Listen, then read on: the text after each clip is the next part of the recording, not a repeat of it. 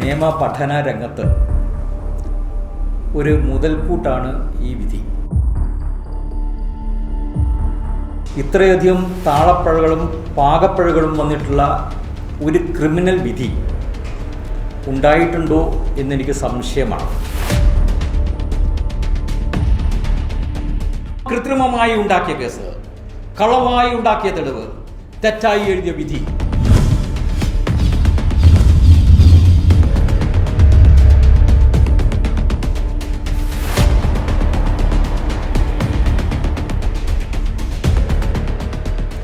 കോട്ടയം നഗരത്തിൻ്റെ ഹൃദയഭാഗത്തിൽ സ്ഥിതി ചെയ്യുന്നതും കന്യാസ്ത്രീകൾ നടത്തുന്നതുമായ ലേഡീസ് ഹോസ്റ്റലിൽ അന്തേവാസിയായിരുന്ന സിസ്റ്റർ അഭയ, 21 വയസ്സ്. സിസ്റ്റർ അഭയയുടെ മൃതദേഹം 1992 മാർച്ച് മാസം 27-ാം തീയതി പുലർച്ചെ 5 മണിക്ക് ശേഷം ഹോസ്റ്റലിനോട് തൊട്ടുരുമി നിൽക്കുന്ന കിണറ്റിൽ കാണപ്പെട്ടു.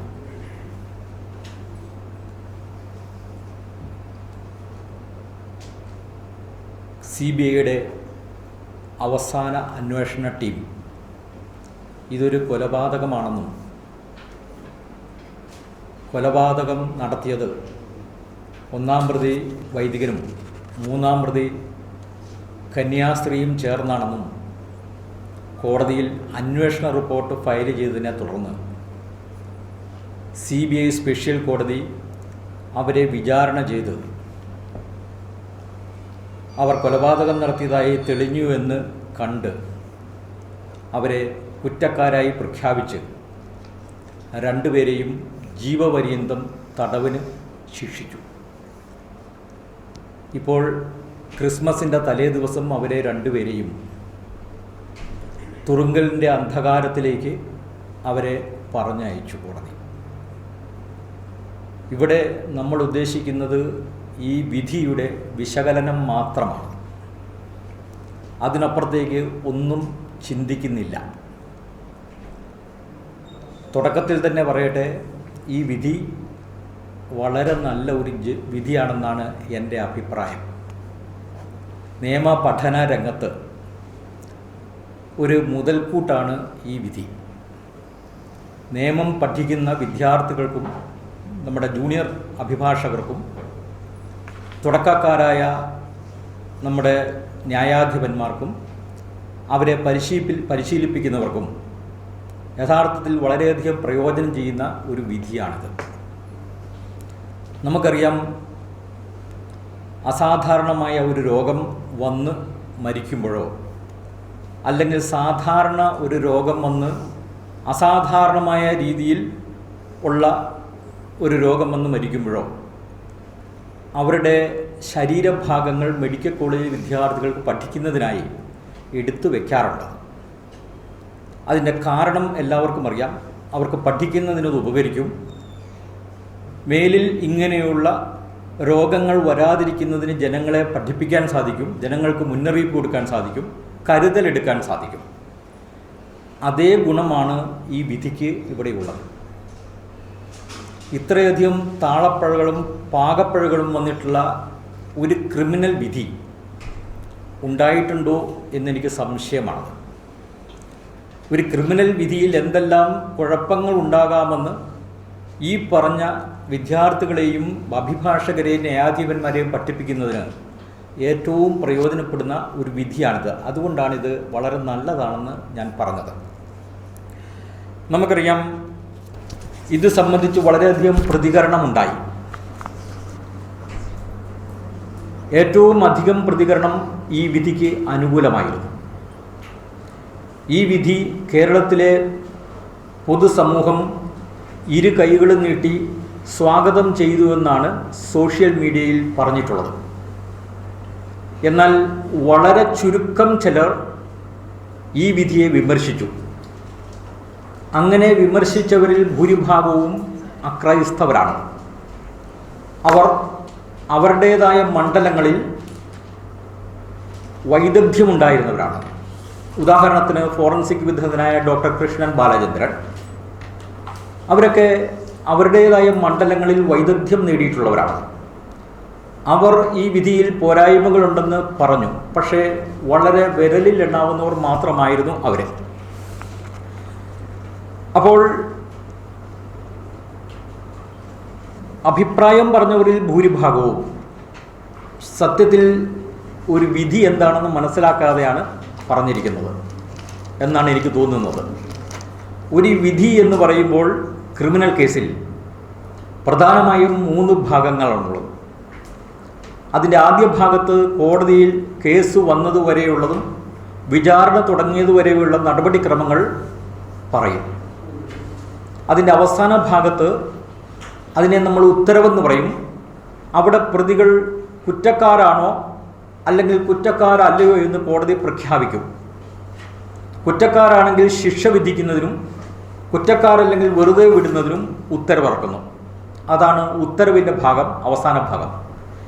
ഈ നടുഭാഗത്താണ് ഉത്തരവിന് അടിസ്ഥാനമായിട്ടുള്ള വസ്തുതകളും കാരണങ്ങളും പറയുന്നത് അല്ലെങ്കിൽ പറയേണ്ടത്. ഒരു വിധിന്യായം മാത്രം നമ്മൾ വായിച്ചു കഴിഞ്ഞാൽ അത് ഏകപക്ഷീയമാണെങ്കിൽ നമുക്കത് മനസ്സിലാക്കാൻ വളരെ ബുദ്ധിമുട്ടുണ്ടാകും. അങ്ങനെ ഏകപക്ഷീയമായ ഒരു വിധി വായിച്ചിട്ട് അഭിപ്രായം പറയുന്നത് വിധിയുടെ വിശകലനമല്ല. വിധിയുടെ വിശകലനം എന്ന് പറയുന്നത് വിധിക്ക് അടിസ്ഥാനമായിട്ടുള്ള അല്ലെങ്കിൽ വിധിന്യായത്തിന് കാരണമായിട്ടുള്ള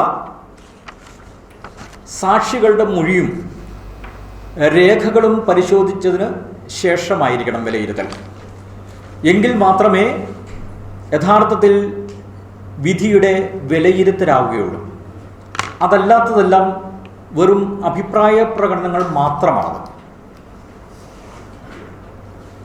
അപ്പോൾ നമ്മളിവിടെ വിശകലനം ചെയ്യുന്നത് ഈ വിധിന്യായം യഥാർത്ഥത്തിൽ കോടതിയിൽ ലഭ്യമായിട്ടുള്ള സാക്ഷികളുടെ മൊഴിയുടെയും രേഖകളുടെയും ബലത്തിലാണോ എന്നാണ്. അതിൻ്റെ അകത്തെ പോരായ്മകൾ എന്തെങ്കിലും ഉണ്ടോ എന്നാണ് നമ്മൾ പരിശോധിക്കുന്നത്. നമുക്കറിയാം, ഞാൻ പറഞ്ഞു, ഒരു വിധിയിലെ ഉത്തരവിൻ്റെ അടിസ്ഥാനം എന്ന് പറയുന്നത് അതിലെ വിധിന്യായമാണ് എന്ന് പറഞ്ഞാൽ അതിൻ്റെ കാരണങ്ങളാണത്. കേസിലെ വിചാരണയുടെ അടിസ്ഥാനം എന്ന് പറയുന്നത് നമുക്കറിയാം, ഒരു വിധിക്ക് അല്ലെങ്കിൽ ഒരു കേസിന് 2 ഭാഗങ്ങളുണ്ട്. വിചാരണയുമുണ്ട്, അതിൻ്റെ അകത്തെ അവസാനം വിധിയുമുണ്ട്. അപ്പോൾ വിചാരണയുടെ അടിസ്ഥാനം എന്ന് പറയുന്നത് കുറ്റപത്രമാണ്. ഈ കുറ്റപത്രം എന്ന് പറയുന്നത് പോലീസ് കൊടുക്കുന്ന റിപ്പോർട്ടല്ല. പോലീസ് കൊടുക്കുന്ന റിപ്പോർട്ടിനെ ഫൈനൽ റിപ്പോർട്ട് എന്ന് പറയുന്നു സാധാരണഗതിയിൽ. കുറ്റപത്രം എന്ന് പറയുന്നത് കോടതി എഴുതിയുണ്ടാക്കി പ്രതികളെ വായിച്ച് കേൾപ്പിച്ച് കുറ്റം ചെയ്തിട്ടുണ്ടോ എന്ന് ചോദിച്ച് ഉത്തരം രേഖപ്പെടുത്തുന്ന ഒന്നാണ് കുറ്റപത്രം. കുറ്റപത്രത്തിൻ്റെ ലക്ഷ്യം എന്താണെന്ന് പറഞ്ഞു കഴിഞ്ഞാൽ എന്താണ് പ്രതികൾക്കെതിരെയുള്ള ആരോപണമെന്നും എന്താണ് തെളിയിക്കാൻ പോകുന്നതെന്നും പ്രതികൾക്കുള്ള ഒരു നോട്ടീസാണത്. അപ്പോൾ വിചാരണ നടക്കുന്നത് കുറ്റപത്രത്തിൽ പറഞ്ഞിരിക്കുന്ന ആരോപണങ്ങൾ ആയിരിക്കണം. അതാണ് ഈ കുറ്റപത്രത്തിൻ്റെ പ്രത്യേകത എന്ന് പറയുന്നത്. ഒരു ജഡ്ജ്മെൻറ്റിൽ ആദ്യ ഭാഗത്ത് ഈ കുറ്റപത്രത്തിൻ്റെ ഉള്ളടക്കം പറയണം. ഈ ഉള്ളടക്കം ഈ വിധിയുടെ ആദ്യ ഭാഗത്ത് പറഞ്ഞിട്ടില്ല എങ്കിൽ വിധി വായിക്കുന്ന ഒരാൾക്ക് കോടതി ആരോപിച്ചിരിക്കുന്ന കുറ്റങ്ങൾക്കാണോ ഇവരെ വിചാരണ ചെയ്തതെന്നും ഇവരെ ശിക്ഷിച്ചതെന്നും അറിയാൻ സാധിക്കുകയില്ല. അഭയ കേസിലെ വിധിന്യായം നമ്മൾ എടുക്കുകയാണെങ്കിൽ അതിൻ്റെ അകത്ത് കുറ്റപത്രത്തെക്കുറിച്ച് ഒരക്ഷരം പോലും മിണ്ടുന്നില്ല. കുറ്റപത്രം ഇവരുടെ പേരിൽ ഉന്നയിച്ചിട്ടുള്ള കുറ്റം എന്താണെന്ന് കോടതി ഉണ്ടാക്കിയ കുറ്റപത്രം, വായിച്ചു കേൾപ്പിച്ച കുറ്റപത്രം എന്താണെന്ന് അഭയ കേസിലെ വിധിയിൽ പറയുന്നില്ല. ഒന്നാമത്തെ വീഴ്ച അതാണത്. അപ്പോൾ ഇത് വായിക്കുന്ന ഒരാൾക്ക് യഥാർത്ഥത്തിൽ കോടതി നടത്തിയ ആരോപണം നടത്തിയ കുറ്റങ്ങൾക്കാണോ ഇവരെ വിചാരണ ചെയ്തതെന്ന് ശിക്ഷിച്ചതെന്നും അറിയാൻ യാതൊരു മാർഗവുമില്ല. നമുക്ക് പക്ഷേ ഒരു കാര്യം നിസ്തർക്കമാണ്. ഒരു കുറ്റപത്രം കോടതി എഴുതിയുണ്ടാക്കി 2019 ഓഗസ്റ്റ് മാസം 5 തീയതി കോടതി ഒരു കുറ്റപത്രം എഴുതിയുണ്ടാക്കി. ആ കുറ്റപത്രം പ്രതികളെ വായിച്ചു കേൾപ്പിച്ചു. അവർ കുറ്റം ചെയ്തിട്ടില്ല എന്ന് പറഞ്ഞു. അത് രേഖപ്പെടുത്തിയതിന് ശേഷമാണ് വിചാരണ നടത്തിയത്. അപ്പോൾ കുറ്റപത്രം ഇല്ലാഞ്ഞിട്ടല്ല, കുറ്റപത്രമുണ്ട്. അതെഴുതാൻ അതിൻ്റെ ഉള്ളടക്കം വിധിയിൽ എഴുതിയിട്ടില്ല എന്ന് മാത്രമേ ഉള്ളൂ. ഇനി നമ്മൾ നോക്കുക, എന്താണ് ഈ കുറ്റപത്രത്തിൽ പറഞ്ഞിട്ടുള്ളതെന്ന്. നമ്മൾ കുറ്റപത്രത്തിൽ കുറ്റം എന്താണ് ചെയ്തിരിക്കുന്നതെന്ന് പറയണമെന്ന് ഞാൻ പറഞ്ഞു. അതുകൂടാതെ ഈ കുറ്റപത്രത്തിന് അടിസ്ഥാനമാക്കിയിട്ടുള്ള സംഭവം എവിടെ വെച്ചാണ് നടന്നതെന്ന് പറയണമെന്നുണ്ട്. നമ്മൾ ക്രിമിനൽ നടപടി നിയമം 211 212 വകുപ്പുകളിലാണ് ഷാർജിൽ കുറ്റപത്രത്തിൽ എന്തെല്ലാം പറയണമെന്ന് പറയുന്നത്. അതിൻ്റെ അകത്ത് സ്ഥലവും തീയതിയും സമയവും കൃത്യമായിട്ടും പറഞ്ഞിരിക്കണമെന്നുണ്ട്. എന്നാൽ അഭയ കേസിലെ കോടതിയുടെ കുറ്റപത്രത്തിൽ ഈ സംഭവം എവിടെ വെച്ച് നടന്നു എന്ന് പറഞ്ഞിട്ടില്ല. അപ്പോൾ ആദ്യത്തേത് കുറ്റപത്രം എന്താണെന്ന് വിധിയിൽ പറഞ്ഞിട്ടില്ല. രണ്ടാമത്തത് കുറ്റപത്രത്തിൽ സംഭവം എവിടെ നടന്നു എന്ന് പറഞ്ഞിട്ടില്ല എന്നുള്ളതാണ്. അപ്പോൾ ഇനി നമുക്ക് നോക്കേണ്ടത് എന്താണ് ഈ പ്രതികളുടെ പേരിൽ കോടതി വായിച്ചു കേൾപ്പിച്ച കുറ്റപത്രത്തിൽ പറഞ്ഞിട്ടുള്ളതെന്നാണ്. 3 ആരോപണങ്ങളാണ് പ്രതികളുടെ പേരിൽ ഉന്നയിച്ചിട്ടുള്ളത് കുറ്റപത്രത്തിൽ. ഒന്നാം പ്രതി വൈദികൻ, 3-ാം പ്രതി കന്യാസ്ത്രീയുടെ സഹായത്തോടു കൂടി അവിടെ അതിക്രമിച്ച് കയറി എന്നുള്ളതാണ്. അത് പോകട്ടെ, അത് നിസ്സാരമായിട്ടുള്ളൊരു കുറ്റമാണത്. രണ്ടാമത്തെ കുറ്റം എന്ന് പറയുന്നത് നമ്മൾ കേട്ടാൽ അത്ഭുതപ്പെട്ടു പോകും. ഈ പ്രതികൾ സിസ്റ്റർ അഭയെ പരിക്കേൽപ്പിച്ച് IPC 302 വകുപ്പ് അനുസരിച്ചുള്ള കുറ്റം ചെയ്തിരിക്കുന്നു എന്നുള്ളതാണത്. ഞാൻ പറഞ്ഞതിൽ വിട്ടുപോയ എന്തെങ്കിലും ഉണ്ടോ എന്ന് നിങ്ങൾ ആലോചിച്ച് നോക്കുക. ഇതൊരു കൊലപാതക കേസാണത്. ഈ കുറ്റപത്രത്തിൽ ഒരിടത്തും സിസ്റ്റർ അഭയെ കൊല ചെയ്തു എന്ന് പറഞ്ഞിട്ടില്ല. സിസ്റ്റർ അഭയെ കൊല ചെയ്തു എന്ന് പറഞ്ഞിട്ടില്ല. സിസ്റ്റർ അഭയെ പരിക്കേൽപ്പിച്ചു എന്ന് മാത്രമേ പറഞ്ഞിട്ടുള്ളൂ പ്രതികൾ. പരിക്കേൽപ്പിച്ചാൽ 302 IPCയുടെ 302 വകുപ്പ് എങ്ങനെ ബാധകമാകും? അതുമാത്രമല്ല, ഒരു കുറ്റത്തിനൊരു പേര്, കുറ്റം പറയുന്ന നിയമം പറയുന്നുണ്ടെങ്കിൽ ആ പേരിൽ വേണം കുറ്റം വായിച്ചു കേൾപ്പിക്കാൻ. ഇവിടെ 302 വകുപ്പെന്ന് മാത്രമേ പറഞ്ഞിട്ടുള്ളൂ. കൊലപാതകം എന്നുള്ള വാക്ക് തന്നെ ഉപയോഗിച്ചിട്ടുള്ളത്. അപ്പോൾ ഈ കുറ്റപത്രത്തിൻ്റെ പോരായ്മ നിങ്ങൾക്ക് മനസ്സിലാകും. പ്രതികളുടെ പേരിലുള്ള ആരോപണം എന്താണ്? കുറ്റപത്രത്തിൽ വായിച്ചു കേൾപ്പിച്ചെന്താണ്? പ്രതികളെ സിസ്റ്റർ അഭയെ പരിക്കേൽപ്പിച്ചു എന്ന് മാത്രമാണ് അത്. പ്രതികൾ സിസ്റ്റർ അഭയെ കൊല ചെയ്തു എന്ന് പറഞ്ഞിട്ടില്ല. വീണ്ടും നമ്മളവിടെ ഒരു വീഴ്ച കാണുകയാണത്. ഇനി നമ്മൾ 3-ാമത്തെ ആരോപണത്തിലേക്ക് വരിക. 3-ാമത്തെ കുറ്റപത്രത്തിൽ പറയുന്ന ആരോപണം എന്ന് പറയുന്നത് സിസ്റ്റർ അഭയെ, മരിച്ചുപോയ സിസ്റ്റർ അഭയെ, ഡിസീസ്ഡ് സിസ്റ്റർ അഭയ, മരിച്ചുപോയ സിസ്റ്റർ അഭയെ കൊലപാതകത്തിനുള്ള തെളിവ് നശിപ്പിക്കുന്നതിന് വേണ്ടി മൃതദേഹം പ്രതികൾ ചേർന്ന് കിണറ്റിലിട്ടു എന്നാണ്. അപ്പോൾ എന്തായി? കൊലപാതകം മറച്ചു വെക്കുന്നതിന് വേണ്ടി, പ്രതികളെ രക്ഷപ്പെടുത്തുന്നതിന് വേണ്ടി ഇവർ മരിച്ചുപോയ സിസ്റ്റർ അഭയയുടെ മൃതദേഹം കിണറ്റിലിട്ടു എന്ന്. എന്നാൽ CBI എന്താണ് തെളിവ് കൊടുത്തത്? CBI തെളിവ് കൊടുത്തത് സിസ്റ്റർ അഭയെ പ്രതികൾ കൈക്കാടാലി പോലെയുള്ള എന്തോ ഒരു സാധനം കൊണ്ട് തലക്കടിച്ച് പരിക്കേൽപ്പിച്ച് അതുവഴി സിസ്റ്റർ അഭയ ബോധം കെട്ട് വീണപ്പോൾ സിസ്റ്റർ അഭയ ആത്മഹത്യ ചെയ്തതാണെന്ന് വരുത്തുന്നതിന് വേണ്ടി സിസ്റ്റർ അഭയെ കിണറ്റിലിട്ടു എന്നാണ്. അപ്പോൾ കുറ്റപത്രത്തിൽ പറയുന്നത് യഥാർത്ഥത്തിൽ എന്താണത്? കുറ്റപത്രത്തിൽ പറയുന്നത് മരിച്ചുപോയ സിസ്റ്റർ അഭയയുടെ മൃതദേഹം കിണറ്റിലിട്ടു എന്നാണത്. CBI തെളിവ് കൊടുത്തത് എന്താണത്? മരിക്കുന്നതിന് മുമ്പ് സിസ്റ്റർ അഭയെ ബോധം കെട്ടപ്പോൾ ആത്മഹത്യയാണെന്ന് വരുത്തി തീർക്കുന്നതിന് വേണ്ടി സിസ്റ്റർ അഭയയുടെ മൃതദേഹം കിണറ്റിലിട്ടു എന്നാണത്. എങ്ങനെ പൊരുത്തപ്പെട്ടു പോകും? നിങ്ങളൊന്ന് ആലോചിച്ച് നോക്കുക. ബഹുമാനീയനായ പ്രോസിക്യൂട്ടറാണ്, CBI പ്രോസിക്യൂട്ടറാണ് ഈ കേസ് CBIക്ക് വേണ്ടി എടുത്തത്. അദ്ദേഹം ഈ കുറ്റപത്രം ഒന്ന് വായിക്കുകയെങ്കിലും ചെയ്തിരുന്നെങ്കിൽ വിചാരണയ്ക്ക് മുമ്പ് ഇങ്ങനെ ഒരു അബദ്ധം സംഭവിക്കുമായിരുന്നു.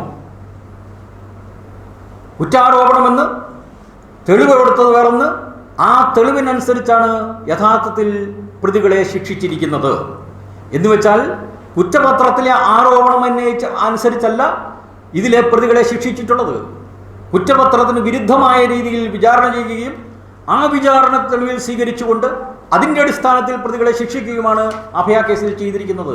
ഇതാ ജഡ്ജ്മെന്റ് ഇവിടെയുണ്ട്, മൊഴികൾ മുഴുവനും ഇവിടെയുണ്ട്, രേഖകൾ മുഴുവനും ഇവിടെയുണ്ട്. ആർക്ക് വേണം പരിശോധിക്കാം. കുറ്റപത്രത്തിന്റെ കോപ്പിയും എൻ്റെ കയ്യിലുണ്ട്. അപ്പോൾ നമ്മൾ ഒരു കാര്യം വിചാരിക്കുക, ഇത്രയും പാകപ്പിഴകൾ തുടക്കത്തിലേ ഞാൻ പറഞ്ഞു. ഇതിൻ്റെ അകത്തെ കുറ്റപത്രത്തിൻ്റെ ഉള്ളടക്കം ജഡ്ജ്മെന്റിൽ പറഞ്ഞിട്ടുണ്ട് എന്ന് നമ്മൾ സങ്കല്പിക്കുക, ഒന്നാമത്തെ സങ്കല്പം. രണ്ട്, കുറ്റപത്രത്തിൽ കൊലപാതകമായിരുന്നു എന്ന് പറഞ്ഞിട്ടുണ്ടെന്ന് സങ്കല്പിക്കുക. മൂന്നാമത്തത്, പ്രതികളാണ് ഈ കൊലപാതകം നടത്തിയതെന്ന് നമ്മൾ സങ്കല്പിക്കുക, എന്ന് പറഞ്ഞിട്ടുണ്ടെന്ന് നമ്മൾ സങ്കല്പിക്കുക. നാലാമതായിട്ട്, നമ്മൾ പ്രതികൾ സിസ്റ്റർ അഭയെ പരിക്കേൽപ്പിച്ചപ്പോൾ സിസ്റ്റർ അഭയ ബോധം കെട്ട് വീണെന്നും ആത്മഹത്യ എന്ന് വരുത്തുന്നതിന് വേണ്ടി പ്രതികളെ രക്ഷിക്കുന്നതിന് വേണ്ടിയും തെളിവ് നശിപ്പിക്കുന്നതിന് വേണ്ടി സിസ്റ്റർ അഭയെ ജീവനോടുകൂടി ബോധക്ഷയം വന്നു കഴിഞ്ഞപ്പോൾ കിണറ്റിലിട്ടു എന്നാണ് പ്രോസിക്യൂഷൻ കേസ് എന്ന് നമ്മൾ സങ്കല്പിക്കുക. ഇനി നമുക്ക് മുന്നോട്ട് പോകാം. ഇനി നമ്മൾ മുന്നോട്ട് പോകുമ്പോൾ നമുക്കറിയാം, ഒരു വിധിന്യായത്തിൽ എന്തെല്ലാമാണ് തീരുമാനം എടുക്കേണ്ടത്, എന്തെല്ലാം വസ്തുതകളിലാണ് തീരുമാനം എടുക്കേണ്ടത് എന്നുള്ളത് ജഡ്ജ്മെന്റിൽ വ്യക്തമായിട്ട് പറയണം. അതിനെ നമ്മൾ പോയിന്റ്സ് ഫോർ ഡിറ്റർമിനേഷൻ എന്ന് പറയും. ഈ കേസിൽ പോയിന്റ്സ് ഫോർ ഡിറ്റർമിനേഷനിൽ യഥാർത്ഥത്തിൽ സിസ്റ്റർ അഭയയുടെ മരണം ഒരു കൊലപാതകമാണെന്ന് പറഞ്ഞിട്ടുണ്ടോ? അതാണല്ലോ പ്രോസിക്യൂഷൻ ആദ്യമായിട്ട് തെളിയിക്കേണ്ടത്. രണ്ടാമത് മാത്രം ആരാണ് കൊലപാതകം നടത്തിയെന്ന് തെളിയിക്കേണ്ടതുള്ളൂ. അപ്പോൾ കൊലപാതകമാണെന്ന് തെളിയിച്ചില്ലെങ്കിൽ ആരാണ് കൊലപാതകം നടത്തിയെന്ന ചോദ്യത്തിന് പ്രസക്തിയില്ല. അപ്പോൾ കോടതി ഉന്നയിക്കുന്ന ചോദ്യങ്ങൾ യഥാർത്ഥത്തിൽ പോയിന്റ്സ് ഫോർ ഡിറ്റർമിനേഷൻ പ്രധാനമായിട്ടുണ്ടായിരിക്കേണ്ട ഒരു ചോദ്യം, ഇത് സിസ്റ്റർ അഭയയുടെ മരണം കൊലപാതകമാണോ, ഹോമിസൈഡ് ആണോ എന്നാണ്. നിങ്ങൾ വായിച്ചു നോക്കുക, അങ്ങനെ ഒരു പോയിന്റ് ഇതിൻ്റെ അകത്ത് കൃത്യമായിട്ടില്ല. ഒന്നാം ചോദ്യത്തിൽ 6 ഉപചോദ്യങ്ങളാണുള്ളത്. 6ാമത്തെ ഉപചോദ്യം എന്ന് പറയുന്നത് സിസ്റ്റർ അഭയയുടെ മരണത്തെ സംബന്ധിച്ചാണത്. അതിൻ്റെ അകത്ത് വികലമായ രീതിയിൽ സിസ്റ്റർ അഭയയുടെ മരണം കൊലപാതകമാണോ എന്ന് ചോദിച്ചിട്ടുണ്ട്. ഈ പോയിന്റ്സിൽ വികലമായ രീതിയിലാണ് ഇത് ചോദിച്ചിരിക്കുന്നത്. എന്നിട്ടോ ഇത് കൊലപാതകമാണെന്ന് നമ്മുടെ ജഡ്ജി അല്ലെങ്കിൽ ഈ വിധിന്യായത്തിൽ എഴുതിയിട്ടുള്ളത്. ഈ വിധിന്യായത്തിൽ എഴുതിയിരിക്കുന്നത് ഒരൊറ്റ വാക്യമാണത്.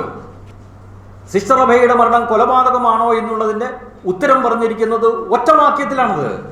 ഒന്നാം ചോദ്യത്തിൽ 1 മുതൽ 5 വരെയുള്ള ഉപചോദ്യങ്ങൾക്ക് ഉത്തരമായി ഞാൻ കണ്ടിട്ടുള്ള കണ്ടെത്തലുകളുടെ വെളിച്ചത്തിൽ ഇത് ഒരു കൊലപാതകമാണെന്ന് തെളിയിച്ചിരിക്കുന്നു എന്നാണ് വിധിന്യായത്തിൽ പറഞ്ഞിരിക്കുന്നത്. അങ്ങനെയുണ്ടെങ്കിൽ 1 ഉപചോദ്യത്തിൽ 1 മുതൽ 5 വരെയുള്ള ഉപചോദ്യങ്ങൾ എന്താണ് പറയുന്നത്? യഥാർത്ഥത്തിൽ ഇവയൊന്നും സിസ്റ്റർ അഭയയുടെ മരണം കൊലപാതകത്തിലേക്ക് നയിക്കുന്ന ഒരു ചോദ്യവുമില്ല. സിസ്റ്റർ അഭയയ്ക്ക് പരിക്ക് പറ്റിയിരുന്നോ, സിസ്റ്റർ അഭയയ്ക്ക് മാനസികാസ്വസ്ഥത ഉണ്ടായിരുന്നോ, ഇതെല്ലാമാണ് ഇതിൻ്റെ അകത്ത് ചോദിച്ചിരിക്കുന്നത്. പരിക്കിൻ്റെ സ്വഭാവം എന്താണ്, ഇതെല്ലാമാണെന്ന്. അപ്പോൾ 1 മുതൽ 5 വരെയുള്ള ഉപചോദ്യങ്ങൾ കൊലപാതകവുമായി ബന്ധപ്പെടുത്തിയിട്ടില്ലെങ്കിൽ എവിടെയാണ് ഒന്നാം ചോദ്യത്തിൽ 6ാം ഉപചോദ്യത്തിൽ ഇദ്ദേഹം പറയുന്ന ഈ വിധിന്യായത്തിൽ പറയുന്ന രീതിയിലുള്ള കണ്ടെത്തലുകൾ നടത്തിയിരിക്കുന്നത്? ആ കണ്ടെത്തലിന് യാതൊരു അടിസ്ഥാനവുമില്ല. ഒരു തെളിവും ഇതിൻ്റെ അകത്ത് ഈ വിധിന്യായത്തിൽ കൊലപാതകമാണെന്നുള്ളത്, സിസ്റ്റർ അഭയയുടെ മരണം കൊലപാതകമാണെന്നുള്ളതിന് ഒരു തെളിവ് പോലും മുന്നിട്ട് വെച്ചിട്ടില്ലത്. അപ്പോൾ അവിടെയും നമ്മൾ സങ്കല്പിക്കുക അങ്ങനെ വെച്ചിട്ടുണ്ട് എന്നുള്ളത്. അതിനുശേഷം നമുക്കിനി മുന്നോട്ട് പോകാം. ഇനി നമ്മളെ സംബന്ധിച്ചിടത്തോളം യഥാർത്ഥത്തിൽ ഇത് കൊലപാതകമാണെന്നുള്ളതിന് എന്താണ് തെളിവുള്ളതെന്ന് നമ്മൾ നോക്കുക. സിസ്റ്റർ അഭയ മരിക്കുന്നതിന് മുമ്പ് സിസ്റ്റർ അഭയയുടെ ദേഹത്ത് 6 പരിക്കുകളുണ്ടെന്ന് സിസ്റ്റർ അഭയയുടെ മൃതദേഹം പോസ്റ്റ്മോർട്ടത്തിനായി പരിശോധിച്ച ഡോക്ടർ രാധാകൃഷ്ണൻ പറഞ്ഞിട്ടുണ്ട്. അദ്ദേഹമാണ് പോസ്റ്റ്മോർട്ടം നടത്തിയത്. പോസ്റ്റ്മോർട്ടം സർട്ടിഫിക്കറ്റ് കോടതിയിൽ അക്കമിട്ട് സ്വീകരിച്ചിട്ടുള്ളത്. ഈ 6 പരിക്കുകൾ എന്ന് പറയുന്നത് എല്ലാം ശരീരത്തിൻ്റെ പുറഭാഗത്തായിരുന്നു, പുറകു ഭാഗത്താണത്. അതിൽ 2 എണ്ണം ലാസറേറ്റഡ് ഇഞ്ചുറി അല്ലെങ്കിൽ കീറി മുറിഞ്ഞിട്ടുള്ള മുറിവുകളാണ്. അതിൻ്റെ വലിപ്പം എന്ന് പറയുന്നത് നിസ്സാരമാണത്. 3 പരിക്കുകൾ എന്ന് പറയുന്നത് വെറും ഉരവുകളാണത്, ഉരഞ്ഞ പാടുകളാണുള്ളത്. 6ാമതായിട്ട് പറയുന്ന 6 എണ്ണത്തിൽ 6ാമതായിട്ട് പറയുന്നവർക്ക് തലയുടെ നടുഭാഗത്ത് പുറകിൽ ഒരു ചതവ് കണ്ടു എന്നാണ്. ഈ 6 പരിക്കുകളും നിസ്സാരവും സിമ്പിൾ ആൻഡ് മൈനർ എന്നാണ് ഡോക്ടർ രാധാകൃഷ്ണൻ പറഞ്ഞിട്ടുള്ളത്. എന്നാൽ CBI തെളിയിക്കാൻ ശ്രമിച്ചത് മുഴുവൻ അങ്ങനെയല്ല. ഇത് തലക്കേറ്റ ക്ഷതം കൊണ്ടാണ് സിസ്റ്റർ അഭയയുടെ ബ്രെയിനുള്ളിൽ രക്തം പകർന്നുവെന്നും അങ്ങനെ സിസ്റ്റർ അഭയ ബോധം കെട്ട് വീണെന്നും അതുവഴി വെള്ളത്തിലിട്ടപ്പോൾ സിസ്റ്റർ അഭയ വെള്ളം കുടിച്ച് ഇത് 2ൻ്റെയും ഇഫക്റ്റ് മൂലം മരിച്ചുവെന്നാണ് CBI തെളിയിക്കാൻ കോടതിയിൽ ശ്രമിച്ചത്. നമുക്ക് നോക്കാം ഇനി എന്താണ് ഡോക്ടർ രാധാകൃഷ്ണൻ പറഞ്ഞിരിക്കുന്നതെന്ന്. ഡോക്ടർ രാധാകൃഷ്ണൻ കൃത്യമായിട്ടും മൊഴിയിലും അതിന് അടിസ്ഥാനമായിട്ടുള്ള പോസ്റ്റ്മോർട്ടം സർട്ടിഫിക്കറ്റിലും പറഞ്ഞ് ഈ 6 മുറിവുകൾ മാത്രമാണ് ഞാൻ കണ്ടിട്ടുള്ളത്. ഈ 6 മുറിവുകളും മൈനർ ആൻഡ് സിമ്പിൾ ആണെന്ന് ഡോക്ടർ രാധാകൃഷ്ണൻ പറഞ്ഞിരിക്കുന്നു. എന്നാൽ ഈ വിധിന്യായത്തിൽ പറയുന്നു 7ാമതായിട്ടൊരു മുറിവുകൾ ഉണ്ടായിരുന്നു. ആ 7ാമതായിട്ട് മുറിവെന്ന് പറയുന്നത് സിസ്റ്റർ അഭയയുടെ കഴുത്തിന് ഇരുവശത്തുമായി നഖക്ഷതമുണ്ടായിരുന്നു എന്ന് പറഞ്ഞാൽ ഉദ്ദേശിക്കുന്നത് ആരോ സിസ്റ്റർ അഭയയുടെ കഴുത്തിൽ ഞെക്കിപ്പിടിച്ചു എന്നാണല്ലോ ഉദ്ദേശിക്കുന്നത്. ആരാണിത് തെളിയിച്ചത്? ഇത് മൊഴി പറഞ്ഞത് 26 വയസ്സ് മാത്രം പ്രായമുള്ള ഒരു ഫോട്ടോഗ്രാഫറാണിത്. ഈ ഫോട്ടോഗ്രാഫർക്ക് അഭിപ്രായം പറയുന്നതിന് നിയമം അനുവദിക്കുന്നില്ല. ഇന്ത്യൻ തെളിവ് നിയമം 45-ാം വകുപ്പ് അനുസരിച്ച് ഒരു വിദഗ്ധന് മാത്രമേ അഭിപ്രായം പറയാൻ അനുവാദമുള്ളൂ, കോടതിക്ക് സ്വീകരിക്കാനും സാധിക്കുകയുള്ളൂ. എന്നാൽ ഈ ഫോട്ടോഗ്രാഫറാണ് ഈ 2 പാടുകൾ കണ്ടെന്നും ഈ 2 പാടുകൾ നഖക്ഷതമാണെന്നും പറഞ്ഞിരിക്കുന്നത്. ഇയാൾക്ക് എന്ത് വൈദഗ്ധ്യമാണ് കോടതി കണ്ടെത്തിയിരിക്കുന്നത്? ഡോക്ടർ രാധാകൃഷ്ണനോട് കൃത്യമായി ഇതിനെക്കുറിച്ച് ചോദിച്ചപ്പോൾ ഡോക്ടർ പറഞ്ഞു അങ്ങനെ ഒരു നഖക്ഷതം ഞാൻ കണ്ടിട്ടില്ല എന്ന്. ഡോക്ടറുടെ അഭിപ്രായം അവഗണിച്ചുകൊണ്ട് ഈ ഫോട്ടോഗ്രാഫറുടെ അഭിപ്രായമാണ് കോടതി സ്വീകരിച്ചിട്ടുള്ളത്. അടിസ്ഥാനപരമായിട്ടും നിയമപരമായിട്ടും അത് തെറ്റ് തന്നെയാണത്. അപ്പോൾ 6 പരിക്കുകൾ മാത്രമേ കണ്ടു എന്ന് കൃത്യമായ തെളിവിൽ പറഞ്ഞിട്ട് ഉണ്ടെങ്കിലും കോടതി ഈ നഖക്ഷതമുണ്ടായിരുന്നുവെന്ന് കണ്ടിരിക്കുന്നു. ഏത് കണ്ടെത്തലുകളും ഒരു ജഡ്ജിയുടെ മനസ്സിനെ സ്വാധീനിക്കുമെന്ന് നമ്മൾ മനസ്സിലാക്കുക. അപ്പോൾ അദ്ദേഹം അങ്ങനെ കണ്ടു. ഇനി നമുക്ക് നോക്കാം. കൃത്യമായിട്ടും ഡോക്ടർ രാധാകൃഷ്ണൻ പറഞ്ഞ് ഈ 6 മുറിവുകളല്ലാതെ വേറൊന്നും ഞാൻ കണ്ടില്ല എന്ന് പറഞ്ഞു. എന്നാൽ ക്രോസ് വിസ്താരത്തിൽ അദ്ദേഹത്തിന് ഒരു അബദ്ധം പറ്റി എന്ന് വേണം കരുതാനായിട്ട്. It's a slip of the tongue. അദ്ദേഹം പറഞ്ഞു തലയോട്ടിക്ക് പരുക്ക് പറ്റി, തലയോട്ടി പൊട്ടിയിട്ടുണ്ടെന്ന്. നോക്കുക, ഡോക്ടർ രാധാകൃഷ്ണൻ പറഞ്ഞു ഞാൻ 6 പരിക്കുകളെ കണ്ടുള്ളൂ, ആ 6 പരിക്കുകൾ നിസ്സാരവും സിമ്പിൾ ആൻഡ് മൈനർ ആണെന്ന് പറഞ്ഞതിന് ശേഷം ക്രോസ് വിസ്താരത്തിൽ അദ്ദേഹത്തിന് ഒരു അബദ്ധം പറ്റി. അദ്ദേഹം പറഞ്ഞു തലയുടെ സ്കള്ളിന് പൊട്ടലുണ്ടായിരുന്നുവെന്ന്. ഇത് അദ്ദേഹത്തിൻ്റെ മൊഴിക്കും പോസ്റ്റ്മോർട്ടം സർട്ടിഫിക്കറ്റിനും വിരുദ്ധമാണത്. കൃത്യമായിട്ടും അദ്ദേഹം പറഞ്ഞിരിക്കുന്നത് സ്കെൽറ്റൽ സിസ്റ്റം സ്കള്ള് ഇൻടാക്റ്റ് ആയിരുന്നുവെന്ന്. പിന്നെ എവിടുന്ന് ഡോക്ടർക്ക് ഇത് കിട്ടി? അതൊരു സ്ലിപ്പ് ഓഫ് ദ ടങ് ആണത്. പക്ഷേ ഇതൊന്നും വിധിന്യായത്തിൽ പരിഗണിക്കാതെ സിസ്റ്റർ അഭയയുടെ തലയോട്ടിക്ക് പൊട്ടലുണ്ടായിരുന്നുവെന്ന് കൃത്യമായി വിധിന്യായത്തിൽ പറഞ്ഞിരിക്കുന്നത് യഥാർത്ഥത്തിലൊരു തെറ്റ് തന്നെയാണെന്നാണ് എൻ്റെ അഭിപ്രായം. ഇനി എന്താണ് യഥാർത്ഥത്തിൽ CBI തെളിയിക്കാൻ ശ്രമിച്ചതെന്ന് നമുക്ക് നോക്കാം. മുൻപ് പറഞ്ഞതുപോലെ തന്നെ CBIയുടെ ശ്രമം മുഴുവനും സിസ്റ്റർ അഭയെ കൈക്കോടാലി കൊണ്ടുള്ള എന്തോ ഒരു സാധനം കൊണ്ട് തലക്കടിച്ച് പരിക്കേൽപ്പിച്ചപ്പോൾ സിസ്റ്റർ അഭയെ ബോധം കെട്ട് വീണെന്നും ആ ബോധം കെട്ട് വീണപ്പോൾ സിസ്റ്റർ അഭയ ആത്മഹത്യ ചെയ്യാണെന്ന് വരുത്തി തീർക്കുന്നതിന് വേണ്ടി സിസ്റ്റർ അഭയ ജീവനോടുകൂടി വെള്ളത്തിലിട്ടുവെന്നും അങ്ങനെ സിസ്റ്റർ അഭയ വെള്ളം കുടിച്ചും തലച്ചോറിലുണ്ടായ രക്തസ്രാവം മൂലവും ഇതിൻ്റെ 2ൻ്റെയും കമ്പൈൻഡ് ഇഫക്റ്റ് മൂലം മരിച്ചു എന്നാണ് യഥാർത്ഥത്തിൽ CBI തെളിയിക്കാനായിട്ട് ശ്രമിച്ചത്. ഡോക്ടർ രാധാകൃഷ്ണനോട് ഇത് സംബന്ധിച്ച് വീണ്ടും ചോദിച്ചപ്പോൾ ഡോക്ടർ രാധാകൃഷ്ണൻ കൃത്യമായിട്ട് പറഞ്ഞ് ഇത് വെള്ളം കുടിച്ച് മാത്രം മരിച്ചതാണെന്ന് കൃത്യമായിട്ട് ഡോക്ടർ രാധാകൃഷ്ണൻ പറഞ്ഞ് പോസ്റ്റ്മോർട്ടം സർട്ടിഫിക്കറ്റിലും അങ്ങനെ തന്നെയാണ് പറഞ്ഞിരിക്കുന്നത്. എന്നാൽ CBIയുടെ ബഹുമാനപ്പെട്ട പ്രോസിക്യൂട്ടർ ഇദ്ദേഹത്തെ നിരന്തരമായിട്ട് ഈ ചോദ്യം പിന്നെയും ചോദിച്ച് അദ്ദേഹം സാക്ഷിക്കൂടിൽ നിന്ന് എങ്ങനെയെങ്കിലും ഇറങ്ങി രക്ഷപ്പെട്ടാൽ മതി എന്ന് കരുതി അദ്ദേഹം അവസാനം പറഞ്ഞു അങ്ങനെയുമാകാം. അങ്ങനെ ഡോക്ടർ രാധാകൃഷ്ണൻ പ്രോസിക്യൂട്ടർ പറഞ്ഞതുപോലെ ആകാം പോലെയും ആകാം എന്ന് പറഞ്ഞതിന് ശേഷം സാക്ഷിക്കൂടിൽ നിന്ന് രക്ഷപ്പെടുകയുണ്ടായത്. അങ്ങനെയും ആകാം എന്ന് പറഞ്ഞാൽ അത് തെളിവാണോ? അങ്ങനെയും ആകാമെന്ന് പറഞ്ഞാൽ അത് തെളിവല്ലത്, അതൊരു സാധ്യത മാത്രമാണത്. ഒരു പ്രോസിക്യൂട്ടറോ ഒരു ക്രോസ് വിസ്താരം നടത്തുന്ന അഭിഭാഷകനോ നടത്തുന്ന സജഷൻസ് കേസിൽ തെളിവല്ല, അത് തെളിവല്ലത്. പക്ഷേ ഇവിടെ അത് തെളിവായിട്ട് സ്വീകരിക്കപ്പെട്ടു. അപ്പോൾ ഡോക്ടർ രാധാകൃഷ്ണൻ കൃത്യമായിട്ട് പറഞ്ഞിരിക്കുന്നത് ഇത് വെള്ളം കുടിച്ച് മാത്രം മരിച്ചതാണ് എന്ന്. ഇനി നമുക്ക് ഡോക്ടർ രാധാകൃഷ്ണൻ്റേതല്ലാതെ ഒരു അഭിപ്രായവും ഈ കേസിൽ വന്നിട്ടുണ്ട്. ആ കേസിൽ വന്നിരിക്കുന്നത് PW 31 സാക്ഷിയായിട്ട് വിസ്തരിച്ച ഡോക്ടർ കന്ദസ്വാമിയാണത്. അദ്ദേഹം ഒരു ഫോറൻസിക് വിദഗ്ധനാണെന്നാണ് പറയപ്പെടുന്നത്. ഡോക്ടർ കന്ദസ്വാമിയെ ചെയ്തിരിക്കുന്നത് എന്താണെന്ന് പറഞ്ഞു കഴിഞ്ഞാൽ, അദ്ദേഹം മനുഷ്യൻ്റെ ഒരു കോലമുണ്ടാക്കി കിണറ്റിലേക്ക് ഇട്ടിട്ട് അങ്ങനെ വീണാൽ മരിക്കുമോ ഇങ്ങനെ വീണാൽ കൊലപാതകമാകുമോ എന്ന് തീരുമാനിക്കുന്ന ഡമ്മി പരീക്ഷണമാണത്. ഈ ഡമ്മി പരീക്ഷണം ആദ്യമായി കേരളത്തിൽ നടത്തിയത് എനിക്ക് തോന്നുന്നു നമ്മുടെ പോളക്കുളത്ത് പീതാംബരൻ വധക്കേസിലാണത്. അത് നിരാകരിച്ചു. കാരണം ജീവനുള്ള ഒരു മനുഷ്യൻ വീഴുന്നതും കോലം വീഴുന്നതും തമ്മിൽ എപ്പോഴും വ്യത്യസ്തമായിരിക്കും, സ്വീകാര്യമല്ലത്. അത് അവരുടെ ആവശ്യത്തിന് വേണ്ടി അവർക്ക് ഉപയോഗിക്കാം, പക്ഷേ കോടതിയിൽ തെളിവായിട്ട് അത് ഉപയോഗിക്കാൻ പാടില്ല. ഇതാണ് ഡോക്ടർ കന്ദസ്വാമി നടത്തിയ ഏക പരീക്ഷണം. ഈ ഡോക്ടർ കന്ദസ്വാമി അഭയയുടെ മൃതദേഹം കണ്ടിട്ട് പോലുമില്ല.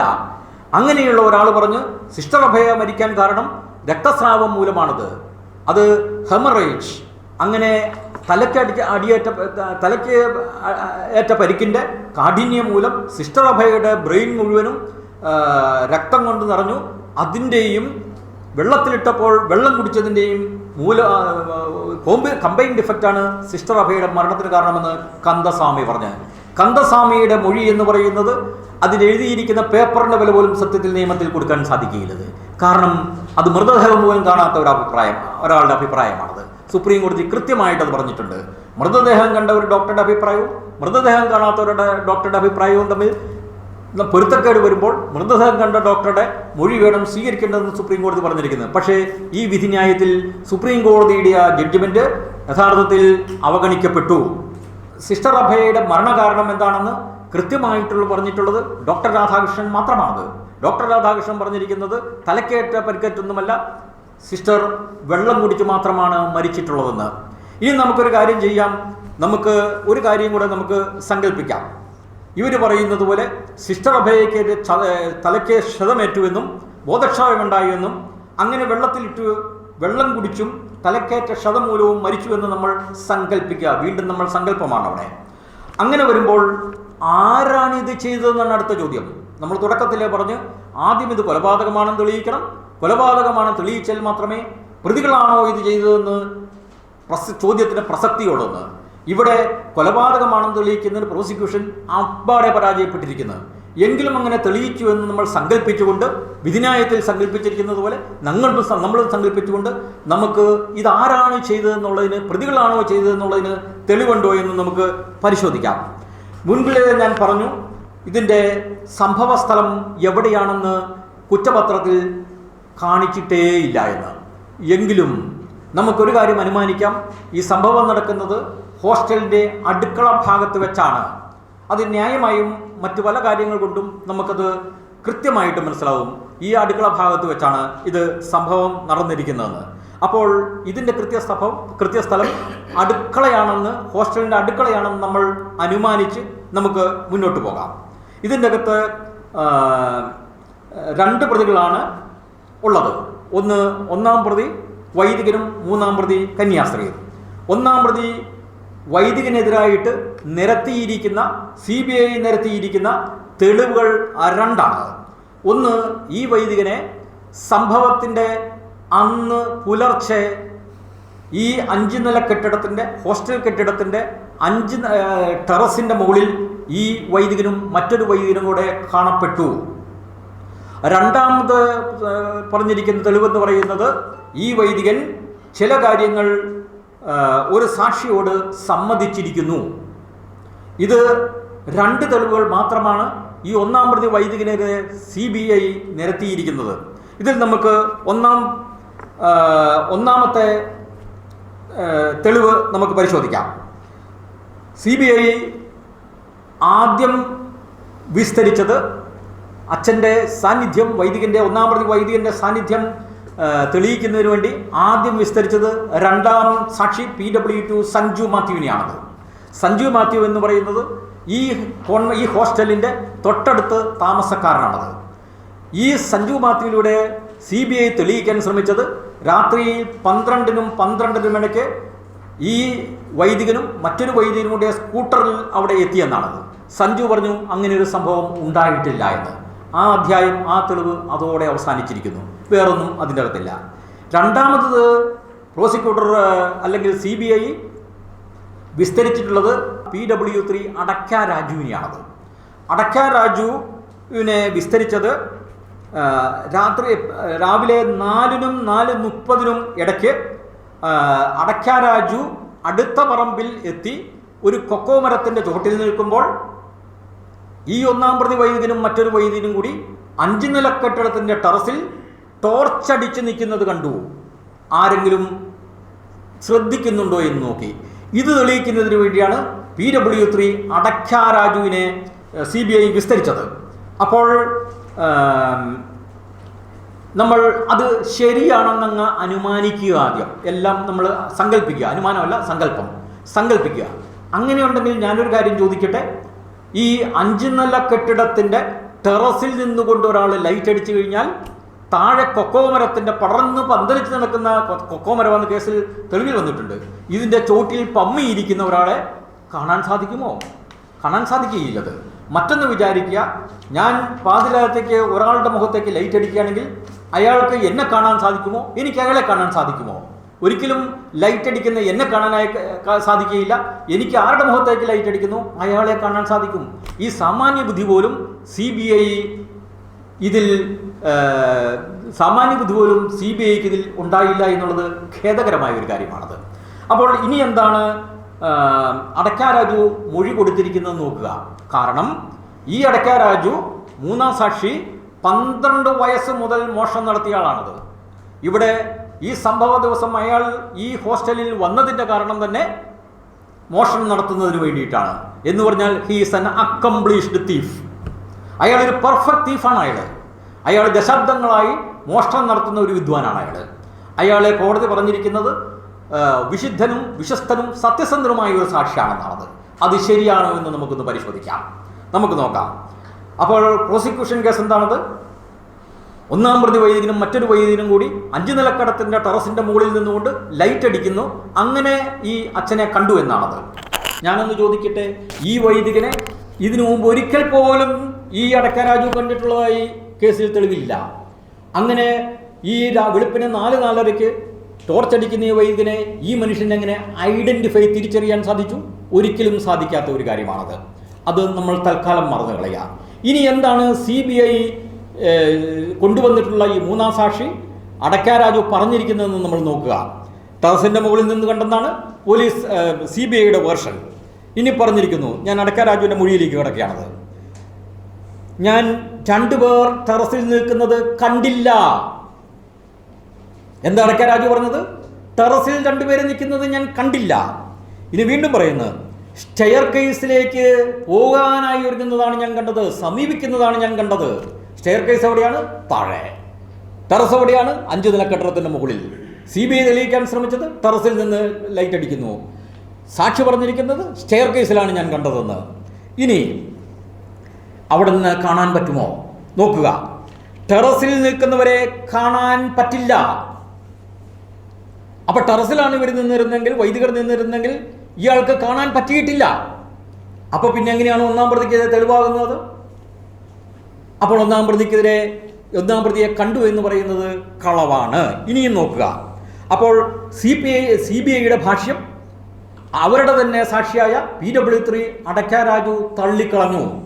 ഈ തള്ളിക്കളഞ്ഞതിന് ശേഷം, എന്നിട്ടും ഇതെല്ലാം കഴിഞ്ഞതിന് ശേഷവും വിധിന്യായത്തിൽ പറയുന്നത് അടക്ക രാജു ടെറസിൽ വെച്ച് ഈ വൈദികരെ നിൽക്കുന്നത് കണ്ടു എന്നാണത്.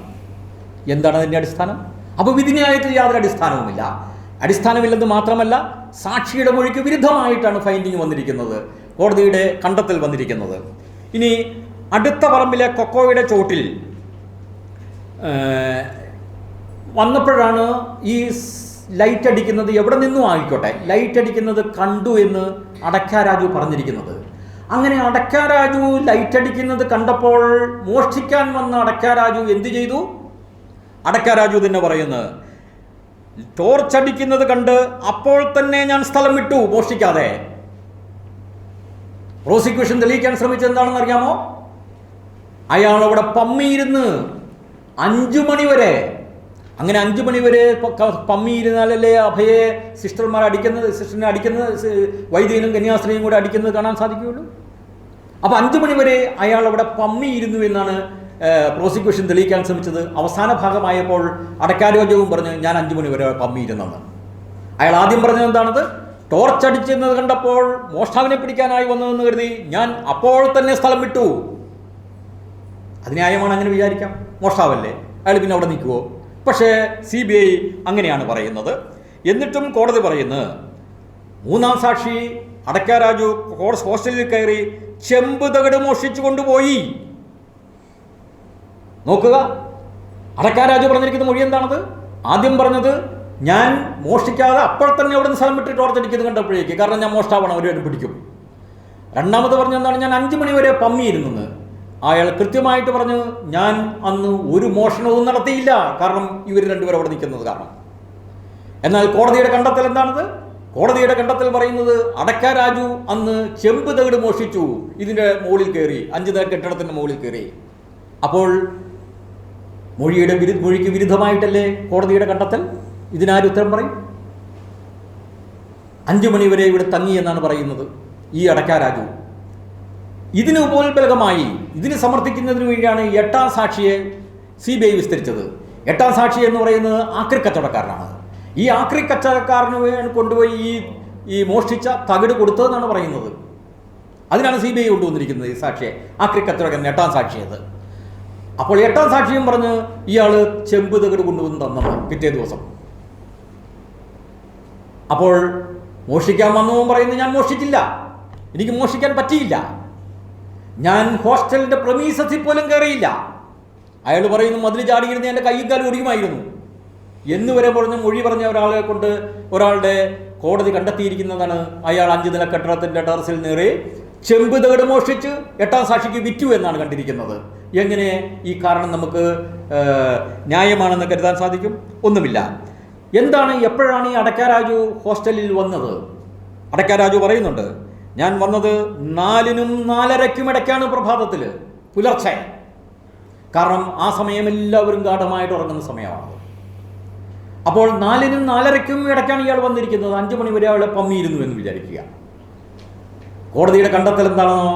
കോടതി പറഞ്ഞിരിക്കുന്നത് അടക്കാ രാജു 3-നും 3:30-ക്കും അവിടെ എത്തി. വിധിന്യായത്തിൻ്റെ 112-ാം പേജിൽ പറയുന്നു. അടക്കാ രാജു പറയുന്നു ഞാൻ വന്നത് 4-നും 4:30-ക്കും ഇടയ്ക്കാണ്. കോടതി പറയുന്നല്ല അയാൾ 3-നും 3:30-ക്കും വന്ന് കിടന്നത്. ഇതാണ് അടക്കാ രാജുവിൻ്റെ മൊഴി എന്ന് നമുക്ക് കാണാൻ സാധിക്കും. എന്ന് വെച്ചാൽ CBI എന്തിനു വേണ്ടി ഇയാൾ വിസ്തരിച്ചോ അത് ഇയാൾ തള്ളി പറഞ്ഞു. അടക്കാ രാജു ആദ്യ അവസാനം കളവ് പറഞ്ഞു.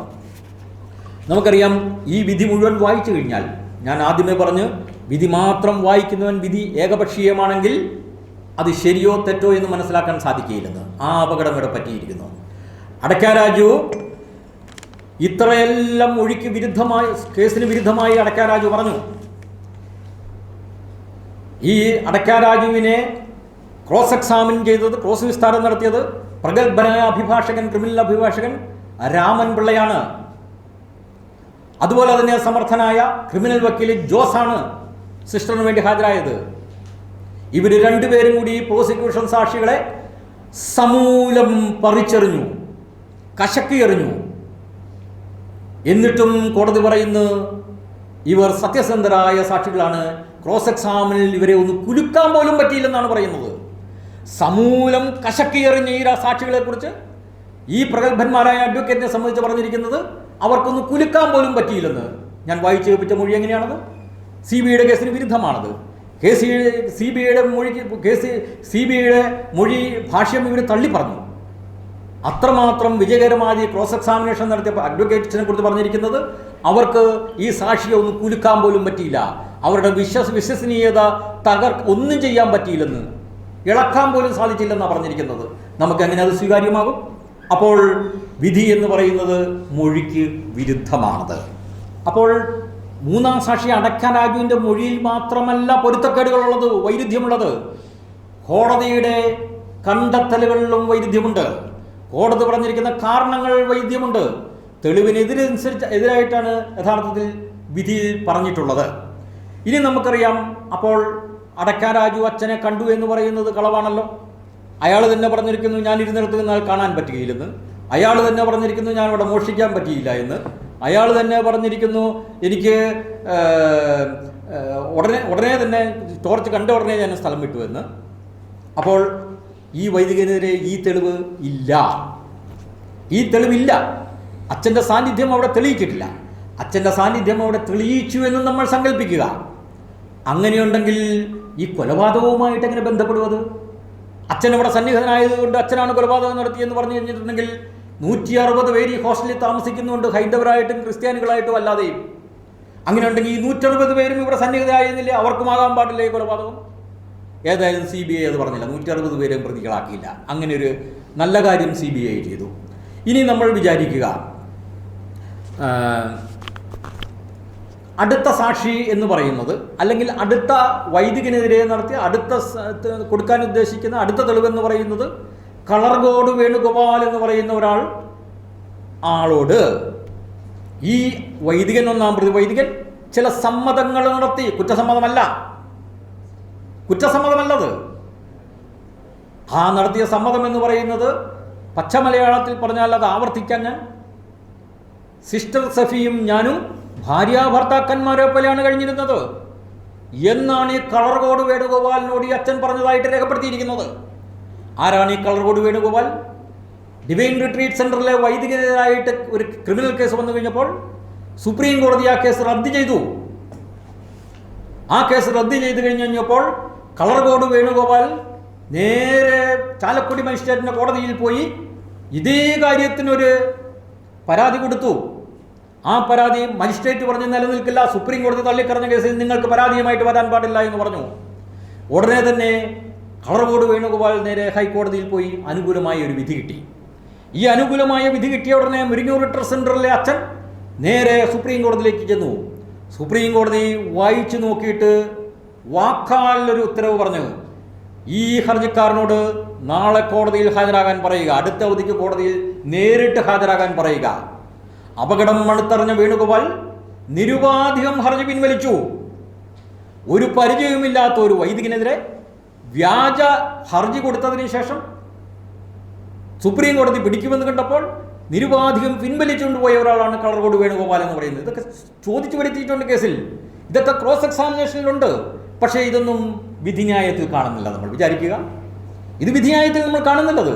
അതുകൊണ്ടാണ് ഞാൻ പറഞ്ഞത് സമൂലം ഇവരെ കശക്കി എറിഞ്ഞെന്ന് പറയുന്നത് സാക്ഷികളെ, രാമൻപിള്ള വക്കീലും ജോസ് വക്കീലും കൂടി. പക്ഷേ അവർ ക്രോസ് എക്സാമിൻ പോലും ചെയ്തില്ലെന്ന് നമുക്ക് തോന്നിപ്പോവും വിധിന്യായം വായിച്ചു കഴിഞ്ഞു കഴിഞ്ഞാൽ. അപ്പോൾ എന്താണ് ഈ കളർകോട് വേണുഗോപാൽ അച്ഛനെതിരെ പറഞ്ഞിരിക്കുന്നത്? അച്ഛനെ ഒന്ന് കാണുന്നതിന് വേണ്ടി ബിഷപ്പ് ഹൗസിൽ ചെന്നു. ബിഷപ്പ് ഹൗസിൽ വെച്ച് ഇവർ കൂടിക്കാഴ്ച നടത്തി, കോട്ടയം ബിഷപ്പ് ഹൗസിൽ വെച്ച്.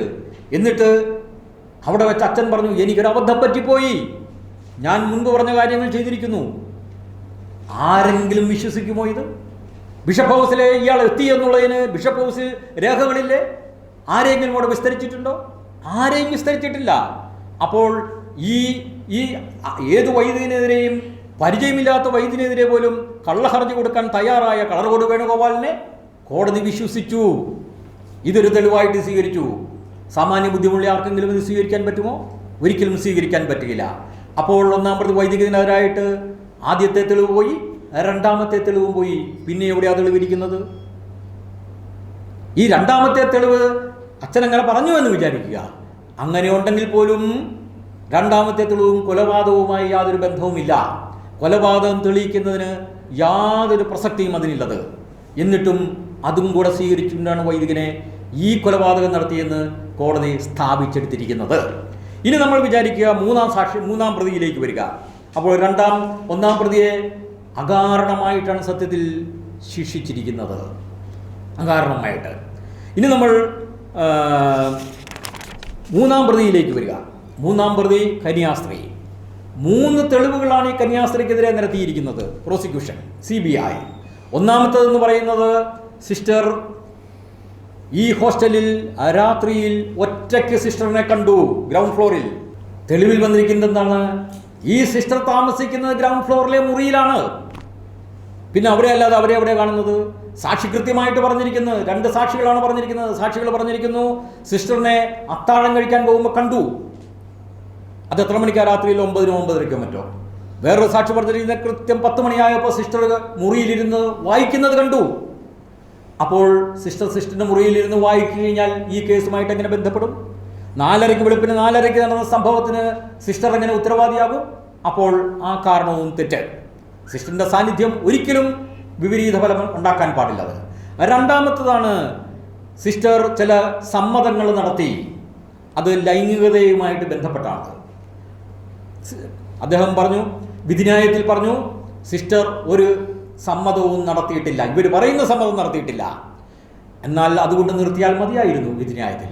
എന്നാൽ വിധിന്യായത്തിൽ പറയുന്നു വേറെ ചില കാര്യങ്ങൾ നമുക്ക് നോക്കാമെന്നും പറഞ്ഞ്, ഈ കേസുമായിട്ട് യാതൊരു ബന്ധവുമില്ലാത്ത ചില കാര്യങ്ങൾ പറഞ്ഞ് ഒരു സ്ത്രീക്ക് അപമാനകരമായ അപഹാസ്യമായിട്ടുള്ള ചില പ്രസ്താവനകൾ ഈ വിധിന്യായത്തിൽ എഴുതി വെച്ചിരിക്കുന്നു. ക്രൂരതയല്ലേ അത്?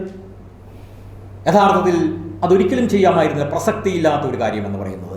മൂന്നാമത്തതാണ് ഏറ്റവും ഗുരുതരമായ, പൊതുജനത്തിൽ സിസ്റ്ററിനെ ഏറ്റവും അപഹാസ്യമാക്കി തീർത്തത്. അതാണ് ഹൈമെനോപ്ലാസ്റ്റി എന്ന് പറയുന്നത്. ഈ ഹൈമെനോപ്ലാസ്റ്റി പ്രൂവ് ചെയ്യാനായിട്ട് പ്രോസിക്യൂഷൻ 2 സാക്ഷികളെ വിസ്തരിച്ചിട്ടുണ്ട്. ഒന്ന് ഡോക്ടർ രമ. ഡോക്ടർ രമ എന്ന് പറയുന്നത് അന്നത്തെ ആലപ്പുഴ മെഡിക്കൽ കോളേജിലെ ഫോറൻസിക് മെഡിസിൻ്റെ മേധാവിയായിരുന്നത്. രണ്ടാമത് ഡോക്ടർ ലളിതാംബിക കരുണാകരൻ, അവർ ഗൈനക്കോളജി വിഭാഗത്തിൻ്റെ മേധാവിയായിരുന്നു അതേ മെഡിക്കൽ കോളേജിൽ. ഇവരുടെ റിപ്പോർട്ടുകളും ഹാജരാക്കിയിട്ടുണ്ട്. 48-ഉം P48-ഉം P80-യുമായിട്ട് മാർക്ക് ചെയ്തിട്ടുള്ളത്. ഇതിൻ്റെ അകത്ത് പറയുന്നത് the hymen is intact. The hymen is intact. Hymen intact ആണെങ്കിൽ എന്താണ് അതിൻ്റെ അർത്ഥം? ഇവർ പരിശോധിക്കുമ്പോൾ പോലും സിസ്റ്റർ കന്യകയായിരുന്നു. അപ്പോൾ പിന്നെ എങ്ങനെയാണ് കോടതി പറഞ്ഞത് ഹൈമെനോപ്ലാസ്റ്റി ചെയ്തു എന്ന്? നമുക്ക് നോക്കാം അതിലേക്ക് എന്താ പറഞ്ഞിരിക്കുന്നതെന്ന്. നമ്മൾ ഒരു കാര്യം നമ്മൾ ഓർക്കണം, ഈ വെർജിനിറ്റി ടെസ്റ്റ് കന്യാത്വം എന്ന് പറയുന്നത് കാടത്തമാണത്. സ്ത്രീത്വത്തെ അപമാനിക്കലാണത്. ഐക്യരാഷ്ട്രസഭയുടെ മനുഷ്യാവകാശ പ്രഖ്യാപനത്തിന് എതിരാണത്. ഇന്ത്യൻ ഭരണഘടനയുടെ 21-ാം വകുപ്പിന് എതിരാണത്. എന്നിട്ട് പോലും അത് നടത്തി ഈ കേസുമായി യാതൊരു ബന്ധവും ഇല്ലാഞ്ഞിട്ട് പോലും. അങ്ങനെ വരുമ്പോൾ നമ്മൾ കാണുക, നമ്മൾ വിധിന്യായത്തിൽ കൃത്യമായിട്ട് പറയുന്ന ഒരു കാര്യമുണ്ട്. It is clear that the third accused sister underwent hymenoplasty. എവിടുന്ന് കിട്ടി ഇത്? നമ്മൾ ഈ പറഞ്ഞ ഡോക്ടർ രമയുടെയും ഡോക്ടർ ലളിതാംബികയുടെയും മൊഴിയിൽ നിന്നാണെന്ന് നമ്മൾ വിചാരിക്കാൻ നമുക്ക് നോക്കാം ശരിയാണോ എന്നുള്ളത്. ഈ റിപ്പോർട്ടിൽ, ഇവരുടെ തെളിവിലും റിപ്പോർട്ടിലും പറഞ്ഞിരിക്കുന്നത് ഒരു സ്കാർ കണ്ടു എന്നാണ്. ഒരു പാട്, മുറിവ്, ഉണങ്ങിയ പാട് കണ്ടു എന്നാണ്. ഇതിൻ്റെ മുഴുപ്പ് ഒരിടത്തും പറഞ്ഞിട്ടില്ല, റിപ്പോർട്ടിലും ഇല്ല, മൊഴിയിലുമില്ലത്. അപ്പോൾ ഇതെന്ത് സ്കാറാണെന്ന് പറഞ്ഞിട്ടില്ലത്. ഈ രേഖയിൽ കാണിച്ചിരിക്കുന്നത് സർജറി എന്നെഴുതിയ ഒരു ക്വസ്റ്റ്യൻ മാർക്ക് ഇട്ടിട്ടുണ്ട്. എന്ന് വെച്ചാൽ എൻ്റെ അർത്ഥം എന്താണത്? ഞങ്ങൾക്ക് ഉറപ്പില്ല, ഞങ്ങൾക്ക് അറിയില്ല എന്നാണ് എഴുതിയിരിക്കുന്നത്. എന്തുകൊണ്ടാണ് ഈ സ്കാർ ഉണ്ടായതെന്ന് എന്നാണ് ഈ ക്വസ്റ്റ്യൻ മാർക്കിൻ്റെ അർത്ഥം. ഡോക്ടർ രമയോട് കൃത്യമായിട്ട് ചോദിച്ചിട്ടുണ്ടത്. അപ്പോൾ ഇവർക്ക് സർജറി നടത്തിയോ എന്ന് പോലും അറിവില്ല, സർജറി നടത്തിയിട്ടുണ്ടെന്ന് പോലും പറഞ്ഞിട്ടില്ല. അങ്ങനെയുള്ളവർ പിന്നെ പറഞ്ഞത് എന്താണെന്നറിയാമോ? ഹൈമെനോപ്ലാസ്റ്റി നടന്ന് കാണാം. ആ റിപ്പോർട്ടിൽ എഴുതിയിരിക്കുന്ന എക്സിബിറ്റ് P48 റിപ്പോർട്ട് പറഞ്ഞിരിക്കുന്നത് it could be due to hymenoplasty, surgical interference. അതാണ് ഉപയോഗിച്ചിരിക്കുന്ന വാക്ക്, സർജിക്കൽ ഇൻ്റർഫിയറൻസ്. സർജറി പോലും നടന്നിട്ടെന്ന് ഉറപ്പില്ലാത്തവർ എങ്ങനെയാണ് ഹൈമെനോപ്ലാസ്റ്റി നടന്നിരിക്കാമെന്ന് പറഞ്ഞിരിക്കുന്നത്? It could be due to hymenoplasty എന്ന് പറയണമെങ്കിൽ അതിൻ്റെ ഇംഗ്ലീഷിൽ മലയാളത്തിലുള്ള അർത്ഥം എന്താണത്? Remote possibility. അല്ലെങ്കിൽ ഇറ്റ് മേ ബി എന്നാണ്ട് പറയണ്ടേ. It is no, it may be എന്നല്ല പറഞ്ഞിരിക്കുന്നത്, ആണ് എന്നല്ല പറഞ്ഞിരിക്കുന്നത്, ആയിരിക്കാമെന്നല്ല പറഞ്ഞത്, ആയിരുന്നേക്കാം. അതാണല്ലോ ഇംഗ്ലീഷിൽ അതിൻ്റെ അർത്ഥം. കുഡ് ബി എന്ന് പറയുമ്പോഴേക്ക് റിമോട്ട് പോസിബിലിറ്റിയാണ് സൂചിപ്പിക്കുന്നത്. അതും ശരിയാണോ എന്ന് നമുക്ക് നോക്കാം. ഇനി ഡോക്ടർ രമ പറഞ്ഞു എനിക്കിതിനെക്കുറിച്ചൊന്നും അറിയാൻ വയ്യ, എനിക്കിതിനെക്കുറിച്ചൊന്നും അറിയാൻ വയ്യത്. ഇതറിയാവുന്നത് ഗൈനക്കോളജിസ്റ്റാണ്, അവർ കൈ കഴുകി. അപ്പോൾ ഡോക്ടറുടെ തെളിവിന് എന്തെങ്കിലും അർത്ഥമുണ്ടോ? ഡോക്ടറുടെ തെളിവിന് യാതൊരു അർത്ഥവുമില്ല. ഡോക്ടർ പറഞ്ഞില്ല അങ്ങനെ. രമയുടെ ഡോക്ടർ ലളിതാംബികയുടെ അടുത്തേക്ക് വരുമ്പോൾ, കരുണാകരൻ്റെ അടുത്തേക്ക് വരുമ്പോൾ നമുക്ക് കാണാൻ സാധിക്കും. അവർ പറഞ്ഞ് ഇത് സ്കാർ പല കാരണങ്ങൾ കൊണ്ടുണ്ടാകും, നഖക്ഷതം കൊണ്ട് പോലും ഉണ്ടാകുകയില്ല എന്ന് നിഷേധിക്കാൻ പറ്റില്ലെന്ന് ഡോക്ടർ പറഞ്ഞു. അപ്പോൾ സ്കാർ ഉണ്ടായത് എന്തുകൊണ്ടാണ്? നഖക്ഷതം മൂലം പോലും ഉണ്ടാകുകയില്ലെന്ന് എനിക്ക് നിഷേധിക്കാൻ പറ്റുകയില്ലെന്ന് പറഞ്ഞു. അങ്ങനെയാകാമെന്ന് ഡോക്ടർ ഒരിടത്തും പറഞ്ഞിട്ടില്ല ഹൈമെനോപ്ലാസ്റ്റി ചെയ്തെന്ന്. ഡോക്ടറുടെ മൊഴി കൃത്യമായിട്ട് എഴുതിയിരിക്കുന്നു. ഡോക്ടർ പറഞ്ഞിരിക്കുന്നത് ഹൈമെനോപ്ലാസ്റ്റി നടത്തിയെന്ന് ഞാൻ പറഞ്ഞിട്ടില്ല. ഡോക്ടർ ലളിതാംബിക കരുണാകരൻ്റെ തെളിവാണത്, മൊഴിയാണ് ഞാൻ പറയുന്നത്. ഹൈമെനോപ്ലാസ്റ്റി നടത്തിയെന്ന് ഞങ്ങൾ പറഞ്ഞിട്ടില്ല. We have not positively stated that she underwent hymenoplasty. അങ്ങനെ ഒരു തെളിവിൻ്റെ വെളിച്ചത്തിലാണ്, തെളിവുണ്ടായിട്ടുമാണ് it is clear that third accused committed underwent hymenoplasty എന്ന് എഴുതിയിരിക്കുന്നത്. മൊഴിയെന്ത്, കണ്ടെത്തലെന്ത്, ഇത് രണ്ടാണെന്ന് നമ്മൾ മനസ്സിലാക്കുക. ഡോക്ടർ രമയുടെ മൊഴി കൃത്യമായി. ഇനി ഈ ഡോക്ടർമാരെ വിസ്തരിച്ചത് എന്തിനു വേണ്ടിയിട്ടാണ്? വിദഗ്ധർ എന്ന് ഉദ്ദേശിച്ചിരിക്കുന്നത്. വിദഗ്ധർ എന്ന് പറയുന്നത് അവർക്ക് അഭിപ്രായം പറയാം, വേറെ ആർക്കും അഭിപ്രായം പറ്റില്ല. ഫോട്ടോഗ്രാഫറുടെ കാര്യം ഞാൻ പറഞ്ഞല്ലോ, വിദഗ്ധരാണെങ്കിൽ അവർക്ക് അഭിപ്രായം പറയാം, ഒരു സംശയവും വേണ്ട. സെക്ഷൻ 45 ഇന്ത്യൻ എവിഡൻസ് ആക്ട് അതിനകത്ത് പറയുന്നുണ്ട്. ആരാണ് വിദഗ്ധർ എന്നും പറയുന്നുണ്ട്. അവർ പറയുന്ന വിഷയത്തിൽ അവർക്ക് വൈദഗ്ധ്യം ഉണ്ടായിരിക്കണം. എങ്ങനെ? അവർക്ക് സ്കില്ലുണ്ടായിരിക്കണം. സ്കില്ലെന്ന് പറഞ്ഞാൽ എന്താണത്? അക്വയർഡ് എബിലിറ്റിയാണ്. എന്ന് പറഞ്ഞു കഴിഞ്ഞാൽ നമ്മൾ അനുഭവത്തിൻ്റെയും നിരീക്ഷണത്തിൻ്റെയും പരീക്ഷണത്തിൻ്റെയും വെളിച്ചത്തിൽ നമുക്ക് കിട്ടുന്ന അറിവാണ് നമ്മളെ സ്കിൽഡ് ആക്കി തീർക്കുന്നത്. അതാണ് അതിൻ്റെ എക്സ്പേർട്ടിൻ്റെ ഡെഫിനേഷനിൽ പറയുന്നത്. അങ്ങനെയുണ്ടെങ്കിൽ ഡോക്ടർ രമ ആരായിരുന്നു? ഡോക്ടർ രമ പറഞ്ഞ് എനിക്ക് ഈ സർജറിയുടെ പേര് പോലും അറിയില്ലെന്ന്. ഡോക്ടർ രമ പറഞ്ഞിരിക്കുന്നത് എനിക്ക് സർജറിയുടെ പേര് പോലും അറിയില്ലെന്നാണ്. അവരെങ്ങനെ വിദഗ്ധയാകും? അവരുടെ അഭിപ്രായം കോടതി സ്വീകരിക്കാമായിരുന്നോ? രേഖപ്പെടുത്താൻ പോലും വയ്യായിരുന്നത്. കാരണം ഇങ്ങനെയുള്ള ഒരു കേസിൽ ആദ്യം എന്ത് ചെയ്യണം? വൈദഗ്ധ്യമുണ്ടെന്ന് പ്രൂവ് ചെയ്താൽ മാത്രമേ അഭിപ്രായം പറയാൻ അനുവദിക്കാമായിരുന്നുള്ളൂ. അതുപോലും ഇവിടെ ചെയ്തില്ലത്. അപ്പോൾ ഡോക്ടർ രമ വൈദഗ്ധ്യമില്ലെന്ന് പറയാനുള്ള എളിമ കാണിച്ചു. എങ്കിലും അവർ ഈ റിപ്പോർട്ടിൽ ഒപ്പിട്ട് കൊടുത്തു. എന്നിട്ടും അവർ ഈ റിപ്പോർട്ടിൽ ഒപ്പിട്ട് കൊടുത്തു എന്ന് നമ്മൾ വിചാരിക്കുക. രണ്ടാമത് ഡോക്ടർ ലളിതാംബിക കരുണാകരനാണ്. അവരെന്ത് പറഞ്ഞു എന്ന് നമുക്ക് നോക്കാം. അവർ വൈദഗ്ധ്യം അവർക്കുണ്ടായിരുന്നോ? അവർ പറഞ്ഞ്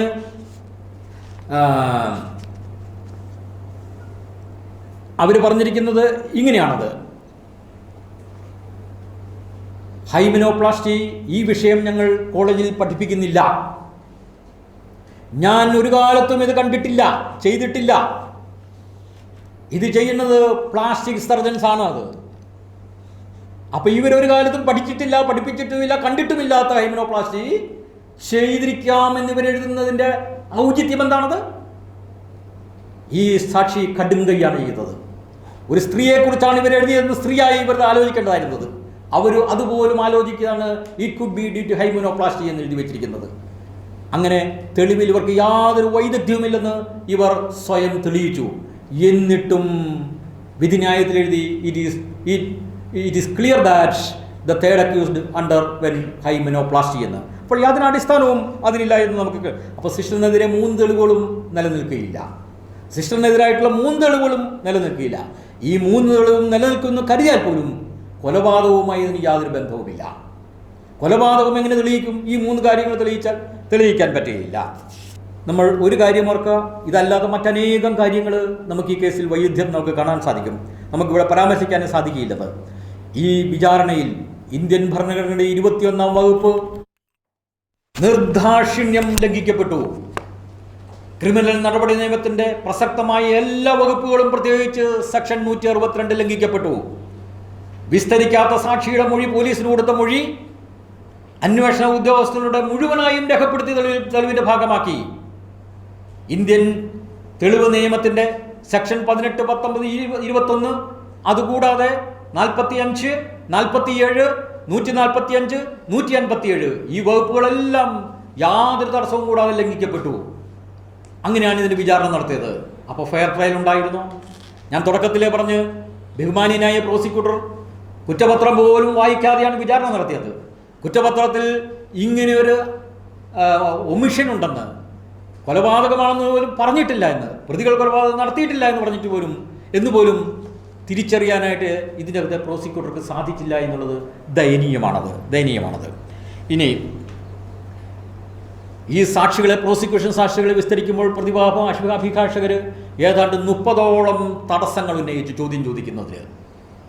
ഈ 30ഓളം തടസ്സങ്ങൾ കോടതി എന്നിട്ടും ആ ചോദ്യങ്ങൾ അനുവദിച്ചു ഉത്തരം രേഖപ്പെടുത്താൻ പാടില്ലായിരുന്നത് രേഖപ്പെടുത്തിയിട്ട് അദ്ദേഹം പറഞ്ഞിരിക്കുന്നത് എന്താണെന്നറിയാവോ?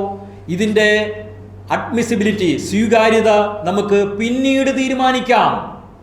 ഒരൊറ്റ ചോദ്യം പോലും അദ്ദേഹം സസ്റ്റെയിൻ ചെയ്തില്ല, തടസ്സം സമ്മതിച്ചില്ല. എന്നിട്ടോ ഈ ഒരൊറ്റ ചോദ്യത്തിനും ഒരു ഉത്തരം ഈ വിധിന്യായത്തിൽ ഒരിടത്തുമില്ല.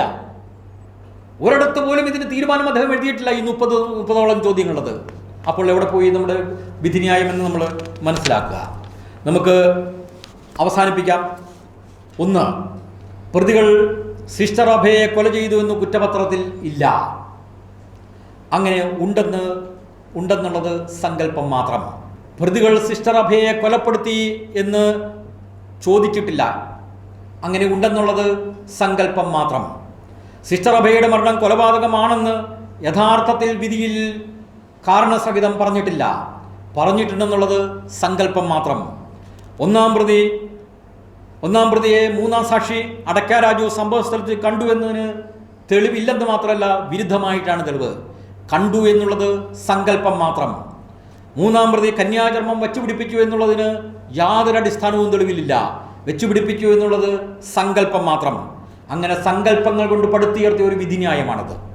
അങ്ങനെയുള്ള ഒരു വിധിന്യായത്തിൻ്റെ ബലത്തിലാണ് ഈ 2 പ്രതികളും കൊലപാതകം നടത്തിയെന്നും അവർ ജീവപര്യന്തം തടവിന് അർഹരാണെന്നും കോടതി വിധിച്ചത്. ഒരു കാര്യം കൂടെ നമ്മൾ പറയുക. കോടതിക്ക് സത്യത്തിൽ ഈ 10-30 ചോദ്യങ്ങൾ അഭിഭാഷകർ ചോദിച്ചപ്പോൾ അതിൻ്റെ തീരുമാനമെടുക്കുന്നതിന് സമയം കണ്ടെത്താനായില്ലത്. പക്ഷേ വേറൊരു കാര്യത്തിന് സമയം കണ്ടെത്തി.